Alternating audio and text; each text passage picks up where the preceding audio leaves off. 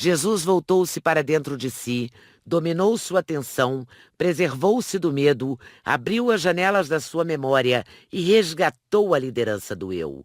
Executou todos esses mecanismos psíquicos sob a aura do silêncio. Foi autor da sua história no momento em que qualquer psiquiatra seria vítima. Pelo fato de ter resgatado a liderança do eu, teve uma atitude inesperada naquele clima aterrorizante. Começou a escrever na areia. Era de se esperar tudo, menos esse comportamento. Seus opositores ficaram perplexos. Somente alguém que é líder de si mesmo é capaz de ter coordenação muscular e serenidade para escrever no momento em que estão querendo assinar sua sentença de morte. Somente alguém que sabe ter domínio próprio e fazer escolhas é capaz de encontrar um lugar de descanso no centro de uma guerra. Ele era livre para escrever ideias em situações em que só era possível entrar em pânico, gritar, fugir. Seus gestos fascinantes e serenos deixam abismada a psicologia. Ninguém sabe o que ele escrevia, mas deviam ser frases de grande conteúdo. Talvez escrevesse algo que demonstrasse a intolerância humana, a facilidade que temos em julgar os outros e a incapacidade que temos de encontrar um tesouro por detrás da cortina dos erros. Talvez escrevesse que o perdão é um atributo dos fortes, a condenação dos fracos. Retirando seus inimigos da plateia e colocando-os no palco. Seus gestos desarmaram seus inimigos. O foco de tensão foi pouco a pouco dissipado. Eles começaram a sair da esfera instintiva, do desejo de matar, para a esfera da razão. Desse modo, como um artesão da inteligência, o mestre dos mestres preparou o terreno da inteligência deles para um golpe fatal. Um golpe que os libertaria do cárcere intelectual. Golpeou-os com uma lucidez impressionante. Disse-lhes: aquele que dentre vós estiver sem pecado, erros, falhas, injustiças, seja o primeiro que lhe atire pedra. Ele teve uma coragem inusitada ao dizer essa frase. Ela poderia ter sido apedrejada na sua frente repentinamente. Mas ele só fez isso após debelar o foco de tensão emocional deles. Eles ficaram pasmados. Ele os autorizou a atirar pedra nela, mas mudou a base do julgamento. Teriam de pensar antes de reagir. Teriam de avaliar a história deles para depois julgá-la. Jesus fez uma engenharia intelectual que eles não perceberam, pois envolveu processos inconscientes. Ao olhar para o espelho da sua alma para depois condenar a mulher, eles exerceram uma das mais importantes funções da inteligência: colocar-se no lugar dos outros. Assim, tornaram-se autores da sua história, pelo menos momentaneamente. Mergulharam para dentro de si, viram suas fragilidades, reconheceram sua injustiça. Desse modo, saíram da plateia, entraram no palco da sua mente e deixaram de ser vítimas do seu preconceito. Dominaram temporariamente sua agressividade. Saíram de cena, não a mataram. Atitudes como essas revelam uma face desconhecida de Jesus Cristo. Ele não apenas foi o mestre dos mestres da qualidade de vida, mas também o maior promotor de saúde mental de que se tem conhecimento. Provavelmente foi a primeira vez na história que linchadores, sob o controle do ódio, fizeram uma ponte entre o instinto e a razão. Saíram da agressividade cega para o oásis da serenidade.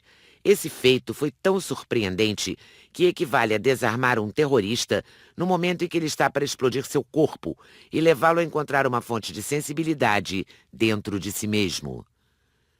A melhor maneira de desarmar um agressor e abrir o leque de sua inteligência é surpreendê-lo, seja com um silêncio, seja com um elogio, seja com uma atitude inusitada. Muitos assassinatos teriam sido evitados com essas atitudes. Da próxima vez que estiver em situação constrangedora, não se obrigue a dar resposta imediata. Treine ser amigo do silêncio. Os discípulos de Jesus estavam controlados pelo medo e pela ansiedade. Se a pergunta fosse dirigida a eles, talvez tivessem ordenado que exterminassem a mulher. Mas eles viram seu mestre navegar nas águas da emoção e ser líder de si mesmo em situações limite. Aprenderam a perceber que o maior líder é aquele que lidera seu próprio mundo. Aprenderam que a agressividade, a falta de compreensão e a crítica impensada são os alicerces dos frágeis.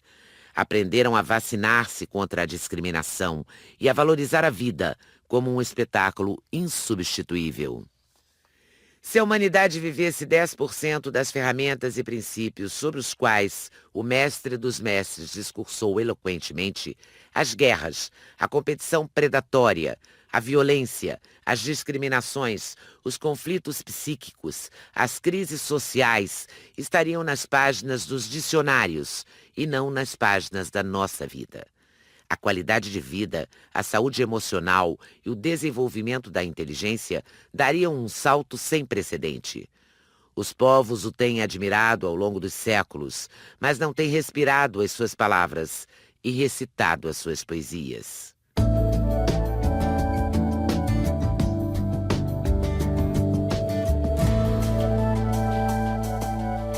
Painel 1. Pontos sugeridos para reflexão e discussão. Não tenha medo de trocar experiências, chorar e contar suas dificuldades. Primeiro, a vida é uma joia única no teatro da vida. Todos temos uma rica história. Você tem investido em qualidade de vida ou tem sido uma máquina de trabalhar?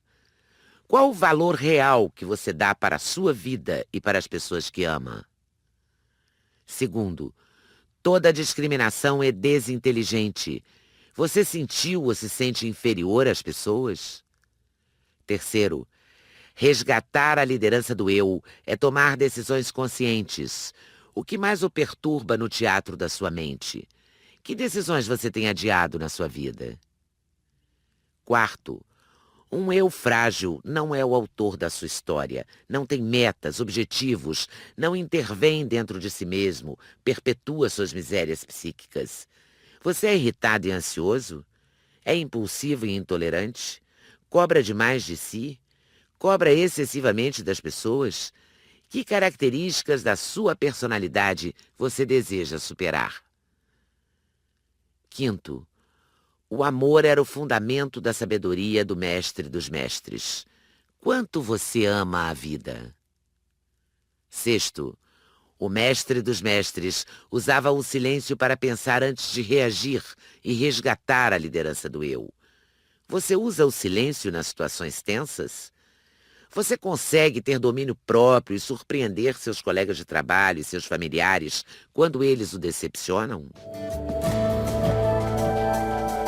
Painel 2. Exercícios para a prática diária. Primeiro, faça um relatório das características da lei e seja autor da sua história, descritas no início deste capítulo, que você precisa desenvolver. Segundo, faça um relatório das decisões que você tem adiado e que precisam ser tomadas. Terceiro, treine aprender a pensar antes de agir. Treine usar a ferramenta do silêncio nos focos de tensão. Quarto, todo ser humano, quando constrói um pensamento, é um grande artista, ainda que viva no anonimato. Jamais se sinta inferior às pessoas. Quinto, nunca desista das pessoas que você ama e nunca desista de si mesmo. Sexto, não seja escravo dos seus conflitos. Tenha um eu lúcido e crítico que sabe o que quer. Exercite diariamente sair da plateia, entrar no palco da sua mente, ser líder de si mesmo. Resgate a liderança do eu. Sétimo, enfrente com dignidade suas dores, dificuldades, angústias, humor triste, pensamentos negativos. Não tenha medo de suas mazelas psíquicas, mas sim receio de ser omisso, de não ser autor da sua história. Faça um relatório dos seus exercícios durante a semana. O que praticou e qual foi o resultado?